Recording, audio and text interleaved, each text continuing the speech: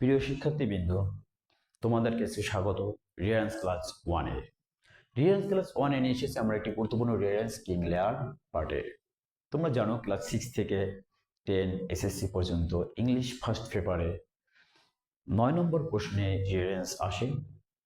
সেন্টেন্সের রিয়ারেন্স অর্থাৎ সেন্টেন্সগুলোকে পর্যায়ক্রমে সাজিয়ে নিতে হয়, যেখানে আমাদের 8টা সেন্টেন্সের জন্য 8 নম্বর থাকে। আমরা যে কিং লেয়ার রিয়ারেন্সটা নিয়ে এসেছি, এখানে আমাদের এটি সাজাতে হলে প্রথমে আমাদের জানা দরকার হবে এর মূল ভাবনা আসলে কি। কিং লেয়ার প্রশ্নের আলোকে আমরা যদি বলি, কিং লেয়ার দীর্ঘদিন আগে দয়ালু বৃদ্ধ এক রাজা ছিলেন ইংল্যান্ডে, কিং লেয়ার নামে, যিনি চেয়েছিলেন তার রাজ্য 3 কণার মধ্যে ভাগ করে দিতে। আর এ কারণে লেয়ার কি করলেন, প্রথমে জানতে চেয়েছিলেন কোন কন্যা তাকে বেশি ভালোবাসে। তার মানে প্রথমে আমরা রিয়ারেন্স লক্ষ্য করবো কোথায় দীর্ঘদিন আগে রাজা ছিলেন, সেই সেন্টেন্সটা কোন নম্বরে আছে। এরপরে আমরা জানতে চাবো যে কোথায় রয়েছে, কোন নম্বরে রয়েছে যে সে চেয়েছিলেন কে তাকে বেশি ভালোবাসে প্রথমে। এরপরে কি, এরপরে খুঁজবো আমরা যে লেয়ার কাকে জিজ্ঞাসা করেছে।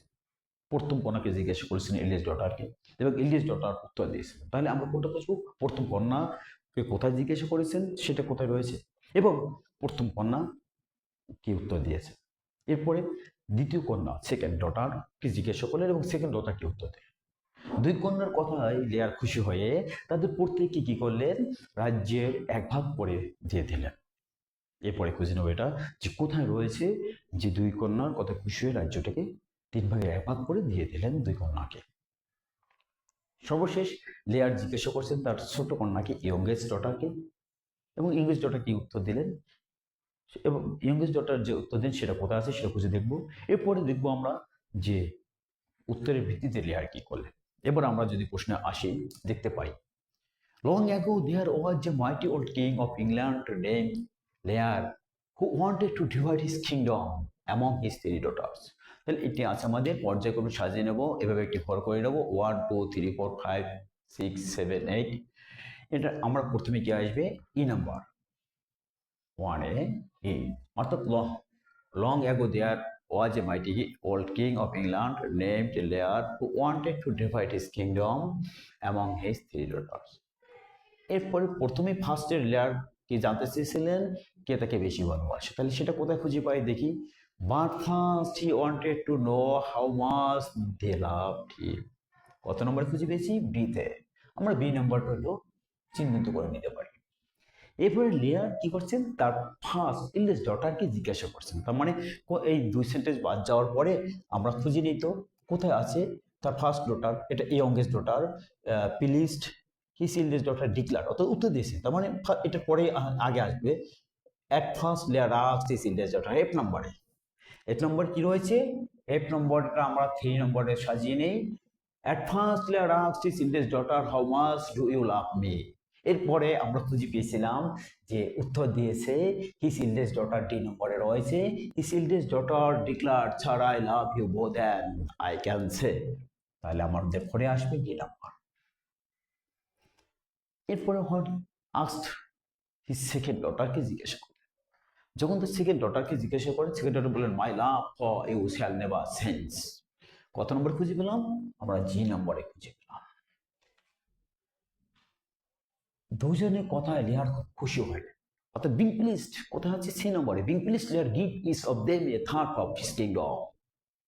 সি নম্বরটা খুঁজে পেলাম, আমরা ঠিক পর্যায়ক্রমে সাজিয়ে লিখলাম সি নাম্বার 6 নম্বরের সাথে মিল করে নিলাম। এরপর আমাদের আছে বাকি দুটি সেন্টেন্স 7 এবং 8। এখানে কি হবে এটা আমরা জানি, বুঝতে পারছি যে লেয়ার তার ছোট কন্যাকে জিজ্ঞাসা করছে when asked the youngest daughter shed nothing. অর্থাৎ এই নাম্বার যে লেয়ার জিজ্ঞাসা করছিলেন যে তার ছোট কন্যাকে, when asked the youngest daughter, যখন ছোট কন্যাকে জিজ্ঞাসা করছেন সে বললেন সেড নাথিং, কিছু হয় না। লেয়ার ওয়াজ শকড, অর্থাৎ সর্বশেষ আমরা এস নম্বর নিয়ে এসলাম। এখানে কি আছে, Lear was shocked and said nothing will come of nothing. এবার সেন্টেন্সগুলো আমরা সাজিয়ে নেব এই নম্বর অনুযায়ী।